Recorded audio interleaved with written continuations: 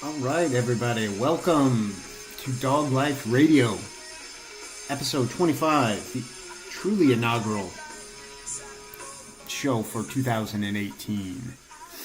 So, welcome aboard, folks. We've got a great one here for you. So, welcome to all my new listeners. Nothing wrong with my old listeners. Love you too. But thank you so much for those of you who are helping to push the envelope of the Dog Life Radio Nation. So, with that, for those of you who are new to the show, we are and I say we, and I mean me, we get to explore the world of health and nutrition, fitness, and overall well-being. I sometimes dip and dive a little bit into other related topics, but for the most part, we stay true to the course there.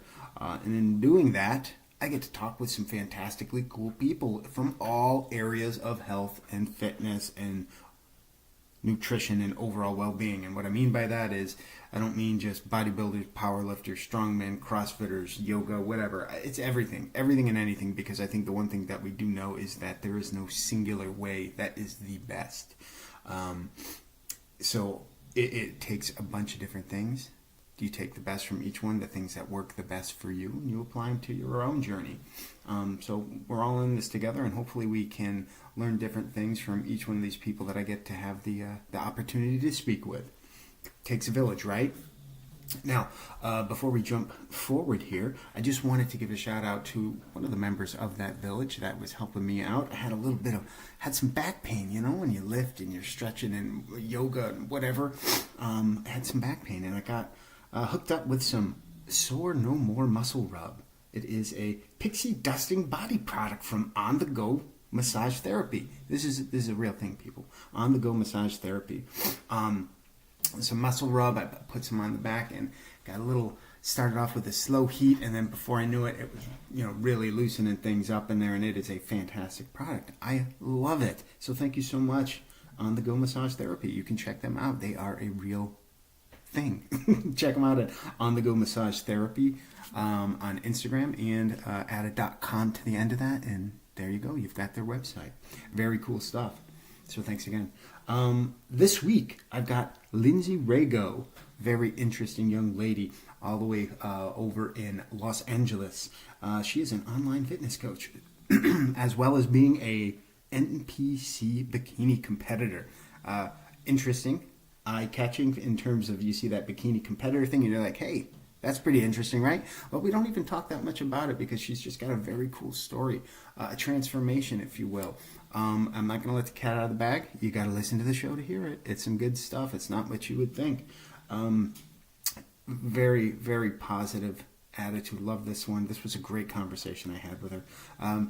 We had a couple of small audio blips. Tried to clean it up as best I could. I know you were going to enjoy it nonetheless.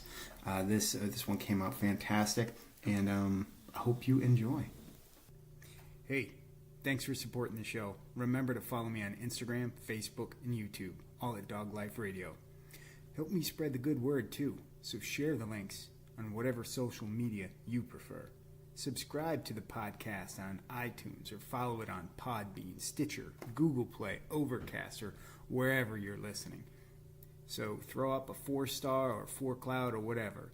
Thank you very much. It's the best way to help others find the podcast. And as always, send me any feedback. I would love to hear from you. dogliferadio@yahoo.com. On with the show. Okay, it's rolling. We are recording right now. Ready to rumble. We are. Let's do it. We're jumping in. So I am all the way on the East Coast in the cold, cold Northeast, and I am talking today with Lindsey Rago, who is probably sitting in the sun, enjoying a coffee in LA on the West Coast. How are you doing today, Lindsey? I'm great. You actually got the depiction pretty right. The coffee shop I'm sitting in is actually has an outdoor section, a little patio with tree coverage and some lights. And so I'm sitting out in the LA sun. Don't rub it in. I know. If you're on the East Coast, I'm sorry. I was there for 3 weeks when it was negative 20, so I understand. Yeah, we just dipped out of that. We had a little bit of snow today, but things are okay. Well, we're getting through it.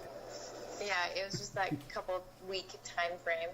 now I heard it's getting to like 40s and a little bit more comfortable, so that's good. Yep, you can do a little bit of outdoor activity in this. Without dying, yeah. Absolutely.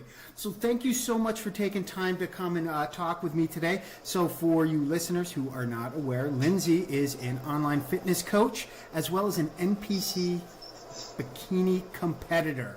So Yes, sir. I did not reach out to Lindsey just because of that. I did see the combination, had a wonderful idea of this is going to be a great conversation to talk a little bit about what got you into the sport of the Bikini Competitor and a little bit about that, and then we'll just go from there. Yeah, that's excellent. Well, thank you for having me. I love when people reach out to me, whether it's just to make a comment, whether it's a podcast, whether it's collaboration or anything. So I thank you first of all.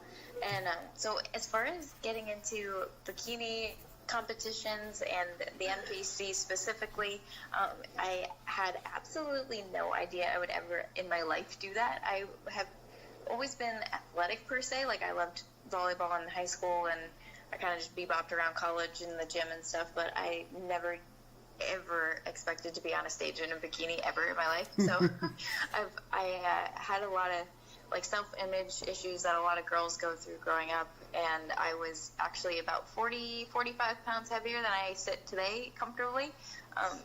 And when I made my own, or started my own, quote, fitness journey, I was in college and I had yo-yoed with my weight a lot. I was always never really happy with myself, and I ended up actually going to a bodybuilding competition because the guy I was going on a couple dates with, like just barely, who I'm still dating today, he was competing in a show, and he had lost like 65 pounds to compete in this show, and I had only known of like Arnold Schwarzenegger, and that's pretty much my extent of knowledge in bodybuilding. So I was like, sure, why not? I'll go, I'll support.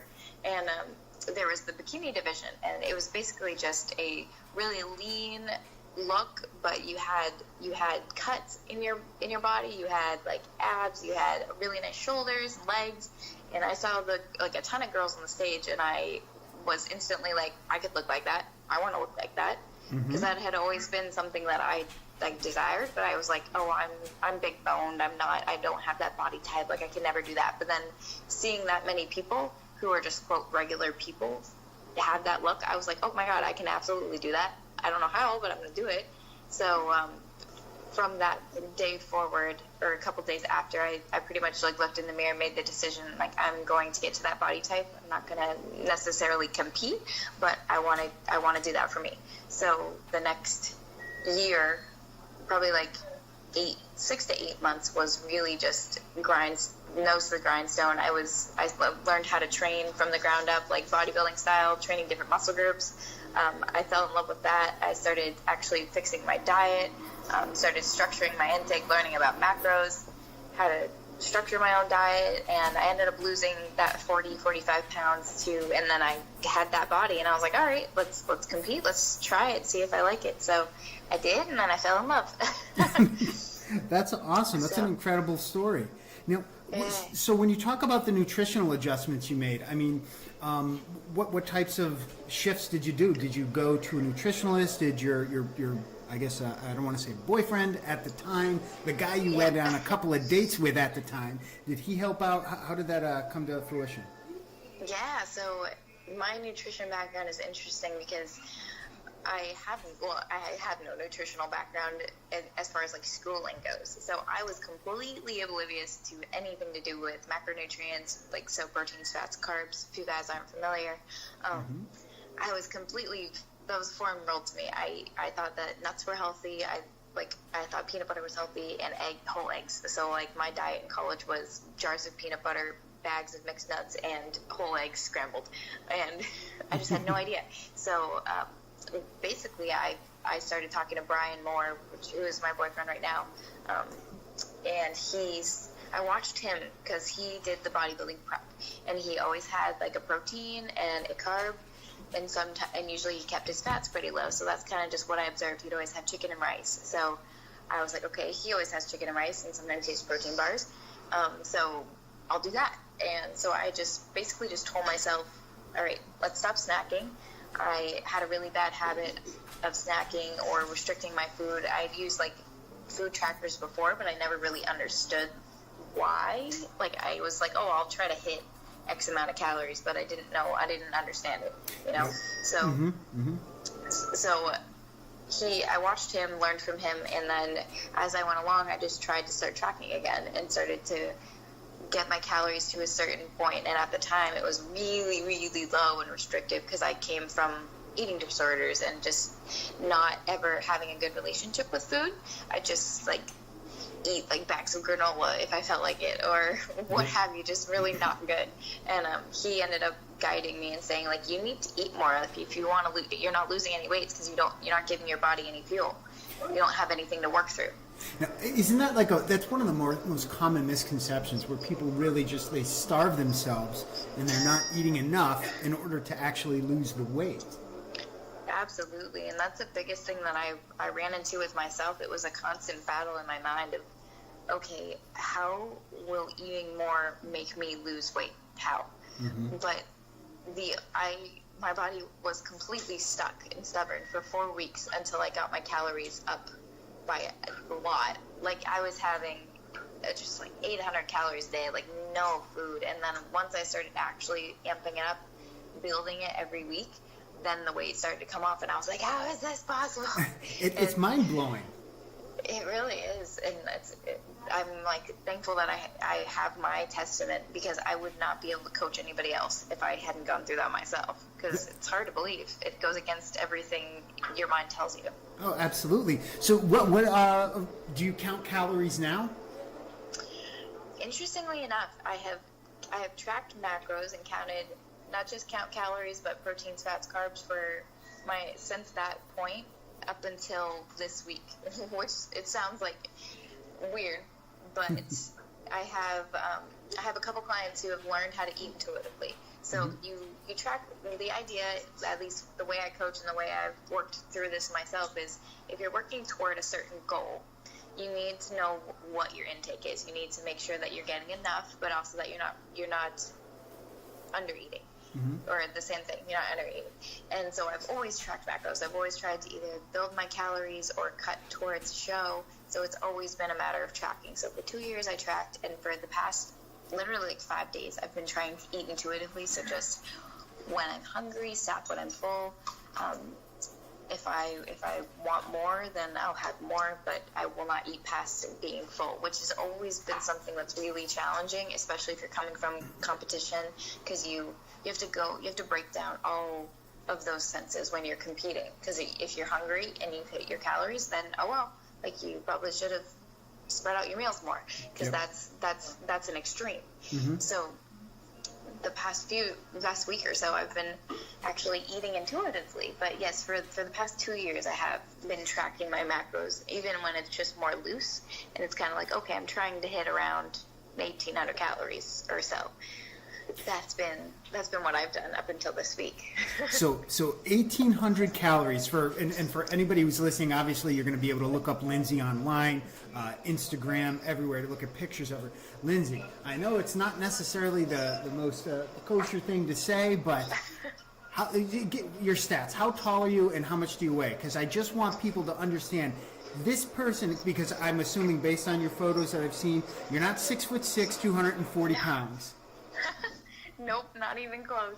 Yeah, it's an important thing to note, but it's also an important thing for me to tell anybody listening that my calories will not be your calories, will not be your friend's calories, will not be your dad's calories. So for me personally, I am 5'4". I am currently 118 or so pounds. I'm building up my weight. I'm trying to build up my metabolism, and I eat anywhere around 1,800 calories right now, and that's coming out of a show. I've been out of my show for 2.5 months, so I've built my calories to there, and I'm planning to hopefully build my metabolism enough to maintain maybe like 125 pounds while eating about 2,500 calories or so. And just to kind of build on what you were saying, obviously you're doing an extensive amount of training, which not necessarily all of the listeners that are going to be listening are doing the same thing. So when you start talking about calories to calories, it's not like, I only wanted to kind of prove the point of saying you're eating food, and you are a lean bikini competitor. Yes, I got you. Yes, absolutely. So anybody listening, you gotta eat if you have physical goals. Whether you want to lose weight, whether you want to gain weight, whether you want to shift your body composition, you need to fuel your body. And it's going to be different depending on if you sit all day, if you're active all day, if you train 3 times a week, if you train 6 times a week, it'll be different. But no matter what, across the board, you gotta eat. So you were saying you recently made a shift over to eating intuitively, and I believe I thought I saw something on your YouTube channel. You drop videos all the time there. What are some of the body cues you're listening for as you're doing to this intuitiveness? That's a great question, because this is so new for me. I've never been at a comfortable place where I feel like mentally like I can trust myself to stop, because I love food just like the next person. I can eat like 3 pancakes my body size, and I've done it before. But the cues that I am listening to are, one, I have a generic idea of like, I know I'm gonna be hungry every 4 hours. Like, I know that even if I'm not hungry, I'm probably gonna eat after 4 hours, because if I don't, I don't want to get to the point where I'm ravenous before I eat again. So I have like those general outlines for myself, or guidelines for myself. But what I do is I try to drink about 32 ounces of water with my meals to tell myself whether or not I'm really full or not. So if you don't drink water with your meals, you're almost like 9 times out of 10 still going to be hungry right after you eat, because it just, your body, you just will get more full if you have some sort of liquid with your food. And it helps you slow down, because after you've been eating for like 20 minutes, that's when everybody knows that's the cue where your mind is like, okay, I've actually received the nutrients you've given me, so I'm full. So that's one body cue or guideline that I follow. And then once I start to get a little bit hungry, I'll start thinking about what I need to eat or what I want to eat. And usually I try to get like some protein, some carbs, some fat with those meals.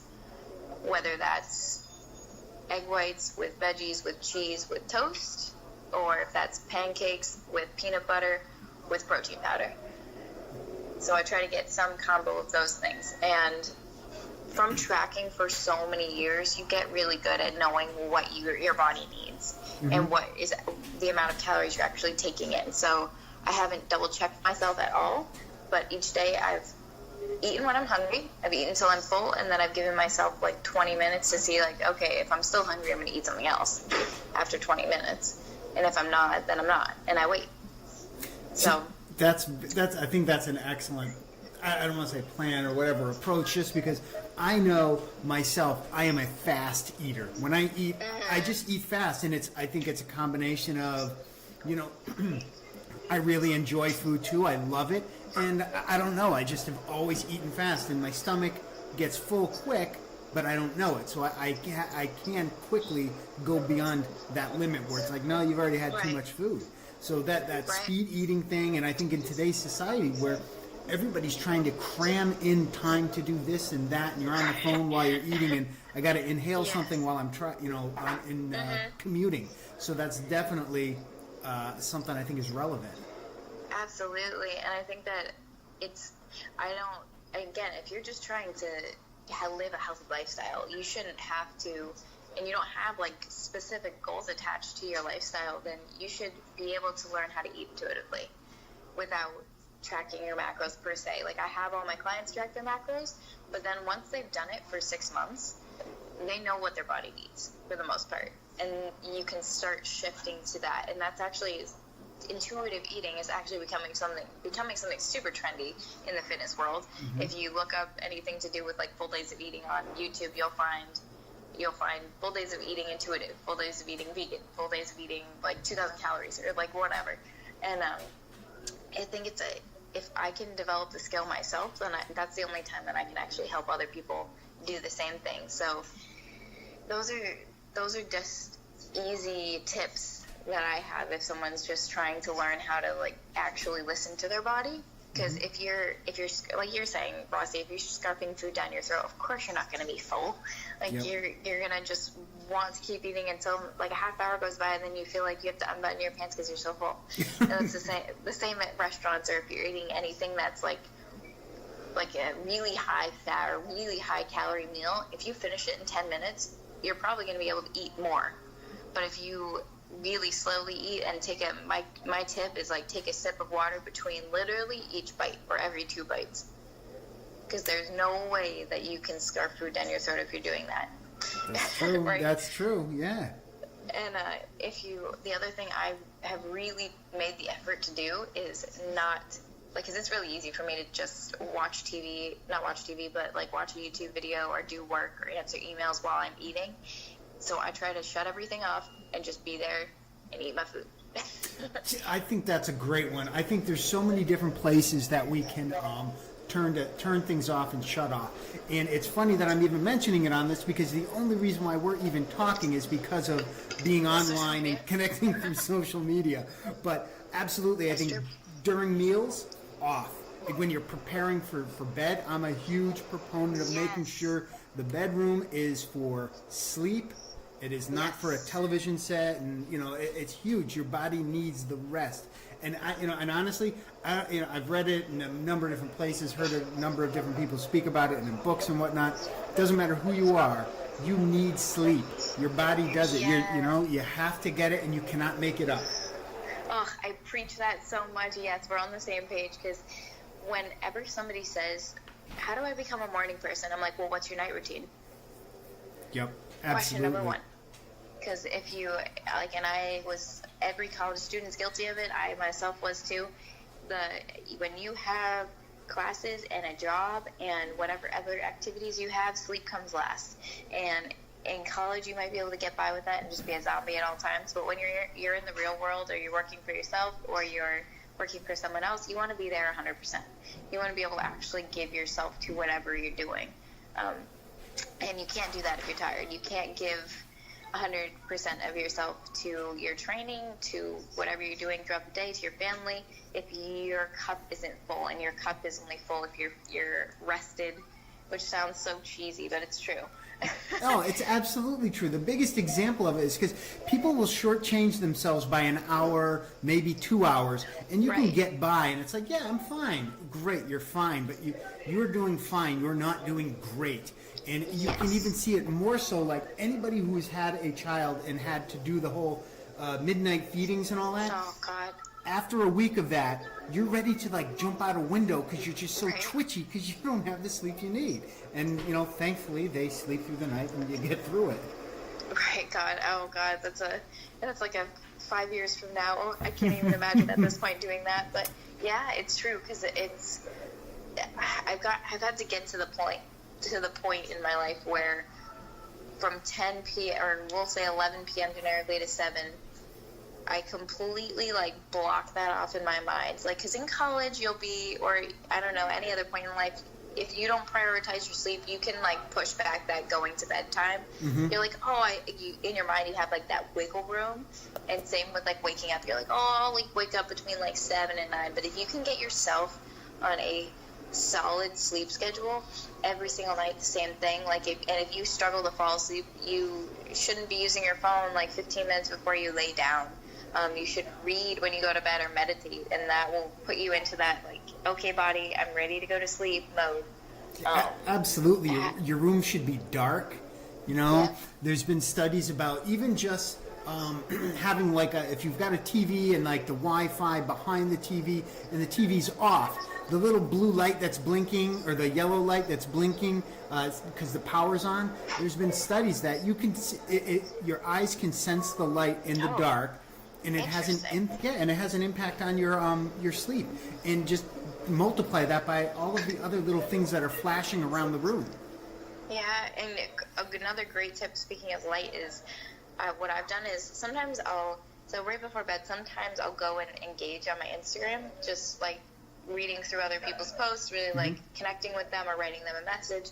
If I do that, and if you are one that looks through your phone, swipe up, hold down the light button, like the brightness, and then it'll let you shift to night mode. And night mode on your phone will shut off the blue emissions from your phone and will basically not keep your mind as awake. That's just a great based on point. the light. That's a great point. Anybody who doesn't believe that, just think about it from the perspective of using a very, very dim candle compared to turning on the big bright lights in the room. You know, Exactly. That's why the cops always sweat you out with a big bright light. Yeah, wake you right up. Mm-hmm. No, yeah, exactly. So sleep is a huge thing, and to be a morning person, I firmly believe, like, I've had so many clients who start with me and say, oh, I'm not a morning person, and by the end they're like, oh, I really want to challenge myself to get up and go to the gym before work today. And I'm like, okay, you need to set yourself up to do it. Everybody's little tips are going to be different, but like, I have to, even though I'm a morning person, I still set up my phone like in the kitchen, and I go get up, turn off my phone, make a pot of coffee, and then if I go lay back down, I give myself maybe 5 minutes, but I'm already kind of awake. So then I know I'm getting back up, and I'm gonna go have that cup of coffee that's now ready. Yep. So then once you do that, you're wide awake. Very cool. So it's like, boom, you're a morning person. Yeah. So as you were talking about your clients and you're a fitness coach, trainer. Do you do? I know you do a bit online. Can you talk a little bit more about some of the stuff you're doing live, face to face versus online? For sure. So I actually have translated over to, we're gonna say 97% online. So I started this business as I was still in college. I was studying civil engineering. I was still very hesitant to help anybody because I was like, can I actually help people? I've made my own transformation, but can I translate that info? So I started by training two people in person in my college gym. I announced it on Instagram, and I started training 2 people who wrote me, and I trained them 4 times a week for I think 8 weeks. And that time was really just for me to start to realize, okay, this is how you teach someone. This is someone who has no background in any type of training. This is what they need to hear, and this is the amount of things that fit in an hour, per se. Mm-hmm. So I started there, and then I launched my business, and I still train people in person. I had like a cap on it because I was still full-time in college and had a job and the course load and whatnot. And but then I started coaching people online, and it's definitely been a learning process. But now I do everybody's custom diet and their training, but the bigger part of what I do is the coaching. So with my girls, because now I've really honed in on the type of client. Mm-hmm.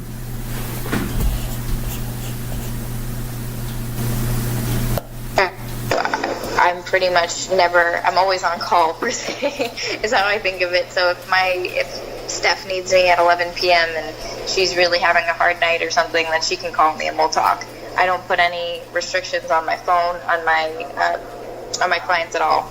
So they still check in with me, like, no matter what, at least once a week. So we go over FaceTime, we discuss like how their week went, where they struggled, if there's something that they could do better, what their goals are for the week.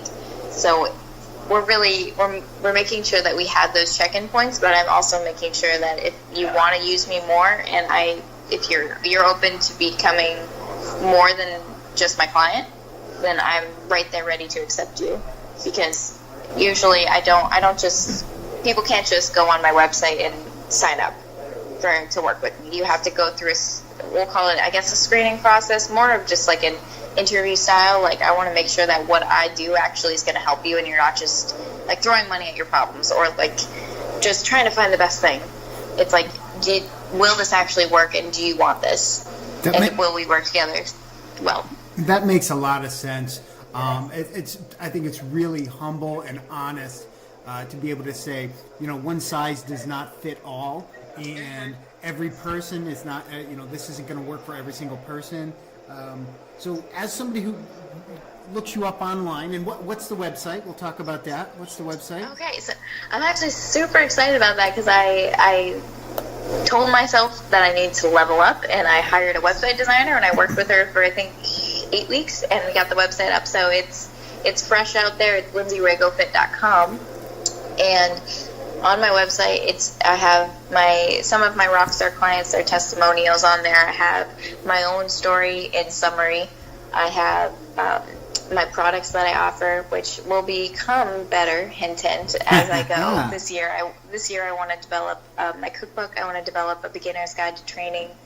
Some things that people can use and maybe they're not necessarily at the point where they're ready to change their lifestyle. They just want to start getting into training or start making small changes, or they're in high school or whatever. I want them to be able to have something that's actually going to help them, even if they're not ready to go one-on-one coaching for 6 months or 3 months. That's awesome.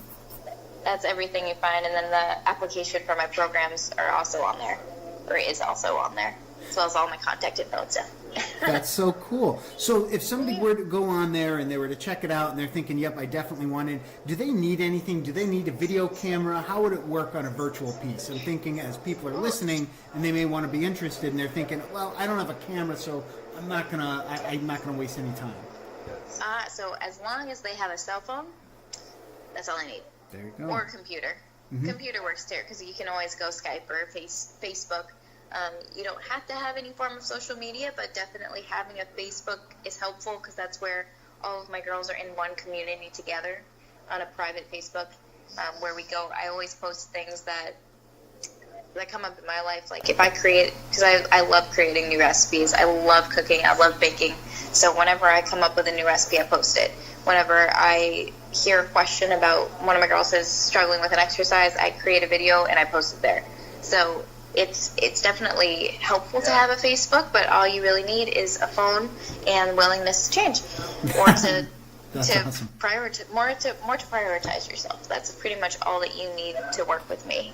That sounds cool, but it sounds like since you've got that support community on Facebook, where they can join that private page for your clients, seems like you get that it takes a village approach where people can come together, you can ping each other and talk about it.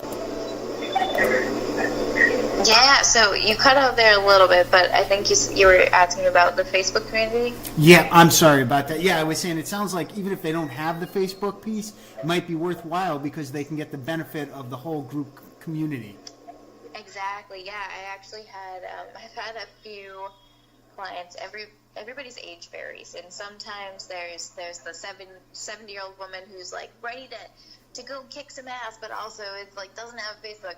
And I'm like, okay, you don't need to be active on your Facebook. So I have had clients that just create a fake name just to be in the group. I could see that. Because why not? It's a great place to see that other people might have the same either questions, or you're not alone. Somebody else is probably having the same struggles or questions as you. It's not like it doesn't take away from the one-on-one piece. If you want to just talk to me, that's fine. But it's also just more opportunity for community, and because I think everybody's searching for connection. Everybody's searching for significance. Everybody wants to be someone or something to somebody else. Absolutely. And in their own journey everybody has their own journey of trying to figure out like what's going to make them personally feel fulfilled, but there's always that significance or connection factor in there.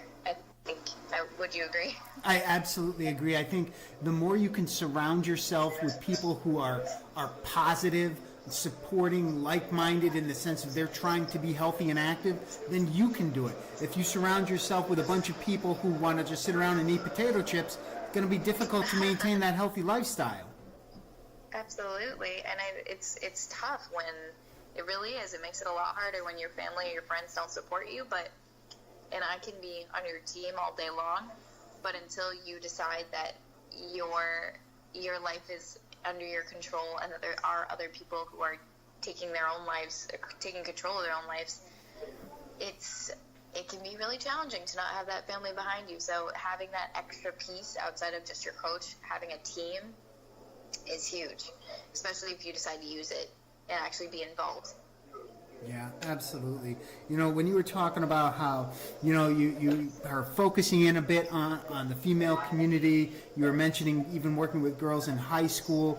I love the fact that you're aiming at that audience, because I think there's such a misconception about weight management and eating and food and nutrition in that space, where I could be wrong, but I think that there's more health disorders, eating disorders in that space, and it's an area that I don't think enough people can talk about and work with the young.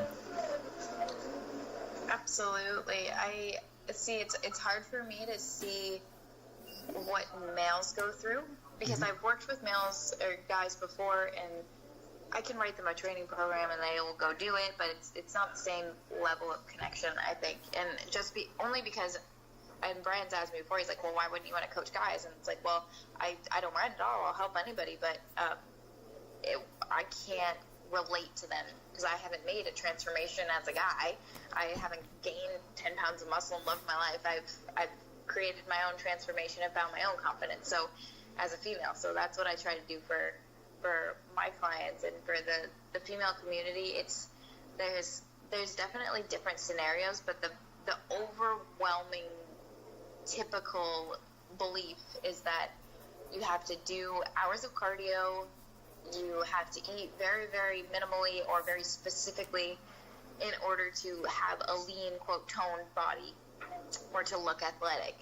And it's like, okay, you might look thin, but to look healthy and strong, it's completely different, because you can't just lose weight and magically have muscles that have definition or shape to them underneath. Like, they don't just exist there. You know, and I love the fact that you mentioned muscles, because again, people, go to her website, go to Rago Bomb on Instagram. Look, okay, Yes. you've got muscles, you're a bikini competitor, the whole 9-piece. And I start thinking about it going, people, younger people, when you're thinking about these eating disorders and needing to be this pencil thin person, anorexic style, where that's not healthy, it's not attractive, you're looking very sickly when you get to that space. And that's what I think what you're talking about here, about eating healthy and being active and having a body that actually looks functional, that's fantastic.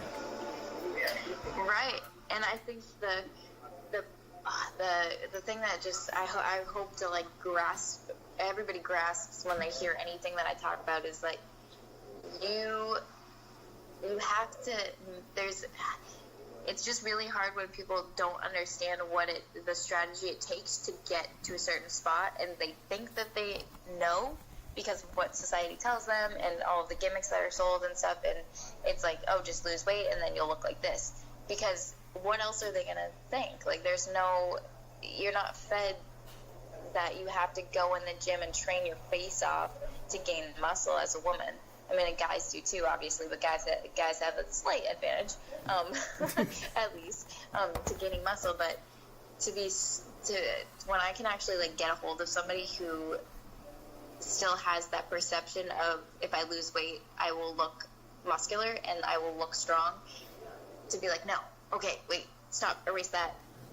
Now, this is what you actually have to do. And sometimes it's very rare that I talk to someone and actually get on the phone with them, and then by the end of the call, they don't believe me, because I'm testament to myself. My clients are testament, but if they send me like Paige Hathaway, and if you're not familiar with Paige Hathaway, it's just a very, very famous fitness model. They send me Paige Hathaway. I'm like, okay, well, do you know what she has to do versus a model that walks down the runway and is streamlined, super, super thin? She probably just doesn't eat. But what's the difference between those two body types? Like, one looks strong and awesome and has shape to her, and the other one doesn't. And one's healthy, one's not, to say. Hopefully that's not too controversial. I absolutely agree. I mean, obviously there's got to be some fitness, some supermodels that are out there that are shapely. They've got muscles and curves and whatnot. But no, we're talking historically, traditionally. You're thinking about this. You're going stereotypes, like typical. Yeah, it's that pencil thin piece, and you're absolutely correct. And it's funny because the way you describe as you're working with your customers, your clients, it feels like you're not trying to teach them something you read in a book. You're trying to teach them and get them to walk through the path that you have walked. You've lived it, and you're making this emotional connection with them. So it feels like more of you're taking them on a journey as opposed to eat this, lift that, come back tomorrow.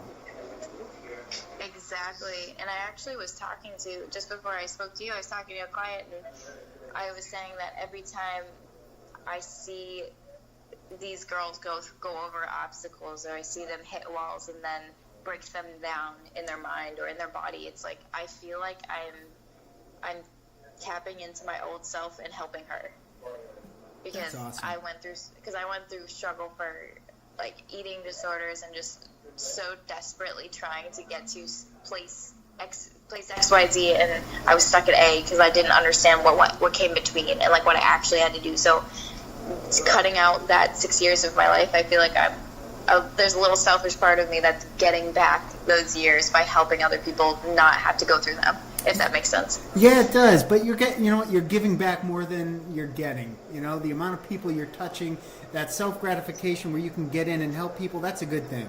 I would not feel bad about it at all. Really. Good. Thanks. Yeah, it's great. I mean, and that's the other piece of why I have to be, well, typically I don't have to be that selective, because people usually don't come to me unless they really resonate with the content that I put on my Instagram or my Facebook or my YouTube. But I do end up connecting with a certain type of person who's gone through either a similar struggle or just feels similarly to the way I do or did. But that's why you really have to connect with someone. Like, there's a lot of coaches that which it's just the way that it works. Like, you start coaching and then you scale your business. But there's a lot of coaches who never connect at the deep level, which I completely understand. You want to help as many people as possible, and so you give them the tools and you let them take a hold. But for me, it's a lot deeper than that. And I do want to reach more people, which is why I'm like, okay, if you're not going to work with me one-on-one, go follow my YouTube. Go, copy some workouts I do. Go look at the recipes I make and make the same thing, but maybe make more or less if you're more hungry. So whenever I get off the phone, if I end up not being the right fit for somebody, I'm like, okay, well, I put out so much free content, so go find me and then copy it. No, that's awesome. That's fantastic. Yeah. So let's plug some of that free content. I know we were talking about, I've been taking up a ton of your time, and I know you've got more clients to get to. So, but I want to make sure that we have time to plug everything. You top to bottom, go for it. Yes. Okay. So I have my website. So lindseyRagoFit.com. That has everything and all things that you need to know for now. There you can sign up for my newsletter, which will probably be kickstarting either in February or March. And that's going to have recipes, workouts, and different things like that. So newsletter there. And then I have my Instagram, where I'm posting usually 1 to 2 times a day. Usually it's something to do with lifestyle or with training or with diet every day. So it's always, I try to always make it something helpful. So that's at RagoBomb. And it's RAYGOBOMB on Instagram. And then my Facebook page, you could add me as a friend. I'm not sure if we don't have any mutual friends, that might be a tough one, but my business page is RagoFit on Facebook. So that's an easy one to find me, and I always post videos on there, a lot of mindset related stuff as well. And then YouTube, I love YouTube. I love vlogging. I love letting people follow me through my preps or through things that I'm trying. I get a lot more deep on there, and much more of just my wild, silly personality on there too. And that's just my name, Lindsey Rago. So I'll be the first one at the top. So if you go there, make sure you subscribe, and then if you want to be notified, always just hit the bell on YouTube. That'll let you know if I post videos. I usually do that twice a week at least. Awesome. So that's all of Lindsey Rago on all the different platforms. I have Twitter, I just don't really use it. I'm in the same boat on that one. I really am not. I think it's entertaining. It's the last thing I end up going to, which is, I know I need to get better, but yeah. Well, I think you've got your bases covered right here for sure. Yeah, thank you. No Thank you so problem. much. And I had fun. I love talking to you. So we'll definitely have to have that part 2. I think so. Definitely want to have you back. Thank you so much for your time. Of course, thank you. And thank you guys. Hopefully I'll connect with you, whoever's listening to this. And with that, folks, episode 25 is in the books. Dear little sister, don't just sit there on your fence. Wipe the sadness from your eyes, no need to be looking so intense. Got some things to show you, we can take a ride out west. I can teach you a line from the family and cast your shadows on regrets. So come on, lady, don't have time to waste. Life can be so miserable if all you have is a foul taste. There's too much out there to wallow